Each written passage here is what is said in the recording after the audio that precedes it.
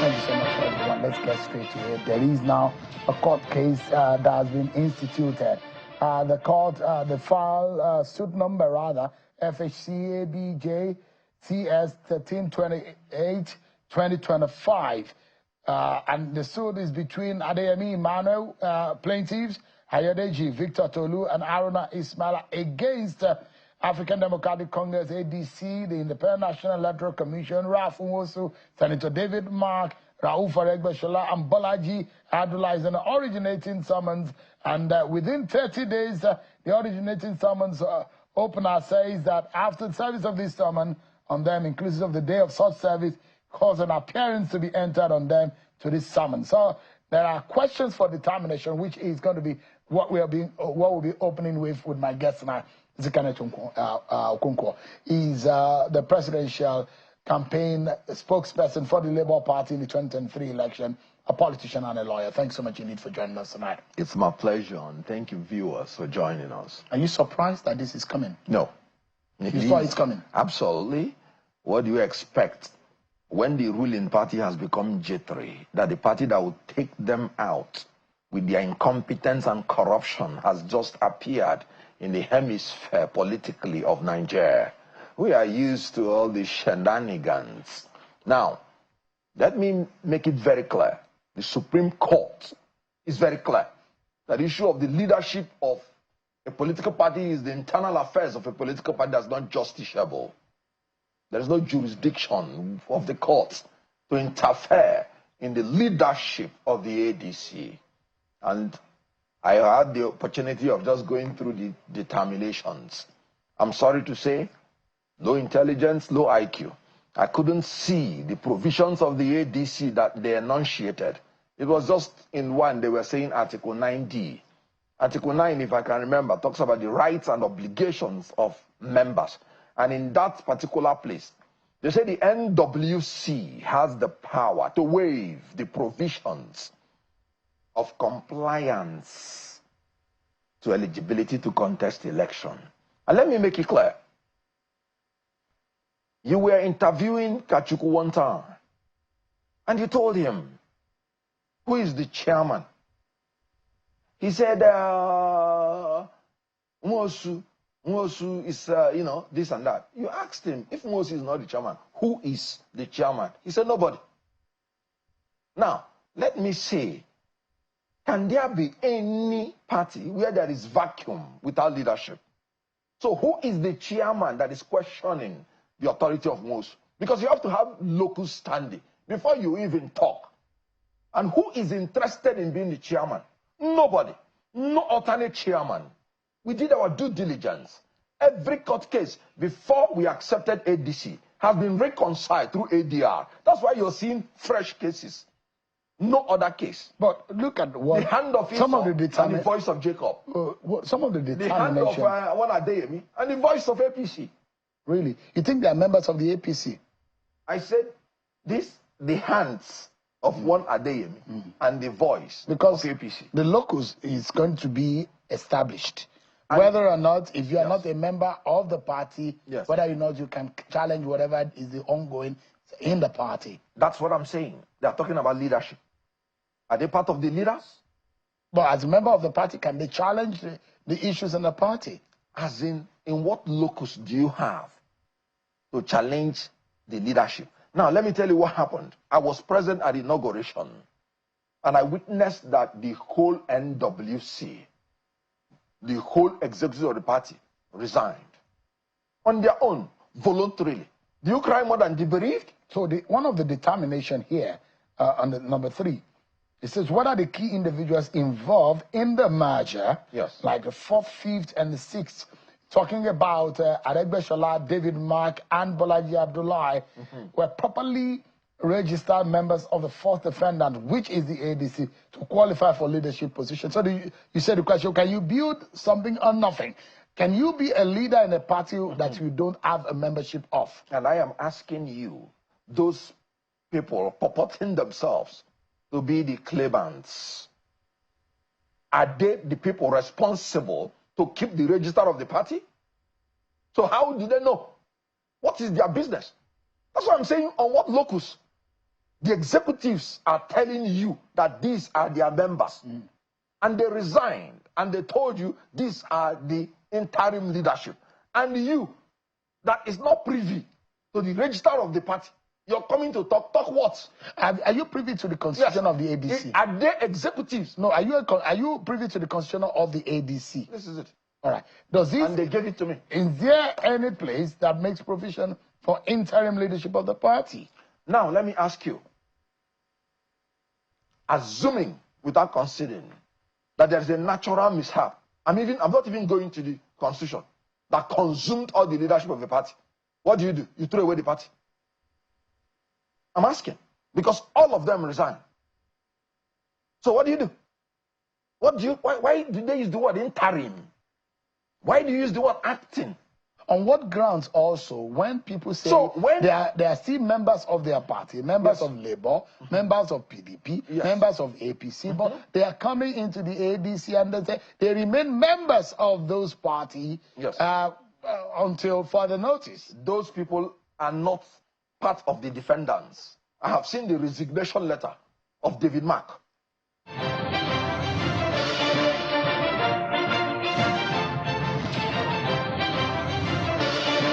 Thanks so much, everyone, for staying with us. I'm seeing with Mr. Kenneth Okonkwo. So you're saying all of this gives you no concern. The membership is solid, and you are moving forward. Yes. And you're not deterred by this. So, again, what I want to tell you is there is no express provision in any constitution that when somebody wants to resign, he must put it in writing. So you can resign by conduct, orally, or in writing. There's no place in the constitution. So if I become a member of another political party, automatically I've resigned from the other one. When you heard about Mr. Abure's group in the Labour Party threatening Mr. Peter Obi, what did you think? What I think is that what you have just asked me is the internal affairs of Labour Party. I'm no longer a member of Labour Party, and let them sort out their own. But you and Mr. Peter Obi are a member of ADC now. Well, Peter Obi said he's still in Labour Party. So until he comes into ADC officially and formally, then I'll be able to take your question. The APC and the government of the day, he said that whatever is the constitution of the people in ADC is of no consequence. They are wasted and of inconsequence. The people and the movement called the ADC or the coalition. Yeah, who said that? The government has said so. You still believe this government? The government also told you that they are going to give you 12% increase in GDP. Have they been able to exceed 3%? This government said they are for the welfare of Nigerians. You know, I told my people, I want to travel to Enugu State to establish ADC, and I may want to stay 2 days there. And they told me I have to set aside about 800,000 naira. Because the flight, one-way ticket, is about 250,000 naira. So when you go and come back, stay in a hotel for 2 days. Have you tried and do other things? Have you tried Enugu Air? Beautiful. You know, I congratulate my governor for the inception of Enugu Air. I had made my booking before then. I will soon try Enugu Air. And I enjoin every Nigerian to come to Enugu Air, the state of peace. You will pay for that advertisement. But the big question here is, how do you know Bola Tinubu very well? Yes. You know the APC as presently constituted. How do you want to defeat that tendency in our political climate at the moment in 2027? Now, it is a very easy thing if people would yield to strategy and not sentiment. Give Bola Tinubu his own style, his own strategy, and he's back to Bodilon. What did Bola Tinubu do in 2015? He went to the north, picked a man that he knows that all the northerners are in support. As at that time, Bola Tinubu wanted to be president because he said it's his lifetime ambition. But he knew that if he, as a southerner, tries to take out an incumbent southerner, he will fail. Because nobody has succeeded from the same section of the president, incumbent, to take out an incumbent president. He went to the north and brought a man that he knew that all the northerners are supporting. And when he brought him, any combination from the south took out Jonathan. And he bided his own time. and he came in later to become the president. That is strategy. If my own strategy this time around is that I am going to support a northerner in 2027. Really? Yes. And it must be, my condition to the northerners, it must be a northerner that the whole north will be willing to support. Like an Atiku. If the whole north is willing to support an Atiku, why not? Or a Tambuwal. If the whole north is willing to support, why not? Or an Erufai. Good. The person must be qualified, must have experience, and if he has experience in the presidency, it's an added advantage. And when we put up anything from the south, that will push him through. Let me tell you. But would that be fair? Would that be fair that there was an 8 years of Buhari, a 4 years, if the case is the way you have put it, of Bola Tinubu, and then now the South has not had a share of 8 years in a rotation understanding of Nigeria, politically speaking? Would that be a fair game? Good. Thank you for this question. And let me use this opportunity to clarify.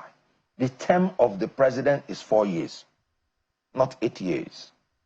According to Alex Ekweme, what they agreed initially is that this post will be rotated amongst the geopolitical zones for 4-year term. And it will, in 24 years, it will have completed. But when Obasanjo came in, that was why Ekweme contested for 2003 election. That was when he said it. When Obasanjo came in, he took 8 years. But what happened? When Yar'Adua came in, before he finished one term, he died in office. Did they not insist that he must finish his 8 years? The answer is no. You know why? It is one term for the president, and the 8 years is for the incumbent. If the incumbent is doing well, if there is a supervening event that stops an incumbent halfway, the other half is there for every Nigerian to contest. And if it goes to the other side will now spend 4 years. That was what happened between Yar'Adua and Goodluck Jonathan. Yar'Adua spent 4 years. Just take it 4 years. Of course, you know he died before the 3rd year. And then it was a supervening event that did not allow the incumbent to finish the 8 years. What happened? Goodluck Jonathan came. The North said, please, let us finish our 8 years. They said, no, it's a joint ticket. Something has happened. And this is the vice president. Treat it as a joint ticket. Let them divide the position now into half. 4 years for the North, 4 years to the South. And after, it will come back to the North to finish its 8 years. And that was what happened. Even when Jonathan wanted to now continue to do 8 years, the North said no. That will now be injustice. And they fought, and they took it back to the North. And the North finished 8 years. Now it is back to the South. And Tinubu has become incurably bad. And now you want to terminate his incumbency. Anybody telling you that it's injustice, if the North comes in, if the South comes in, and whoever wins in a primary election will take it for 4 years. Where is the injustice? It has happened before. So, and anybody telling you to bring a fresh Southerner to compete against Tinubu, a Southerner, is trying to tell you to zone the ticket to Tinubu, and Tinubu will win outrightly. So you are saying that invariably that Tinubu's possibility of becoming or being re-elected in 2027 is incumbent on the opposition fielding the same candidate from the same zone.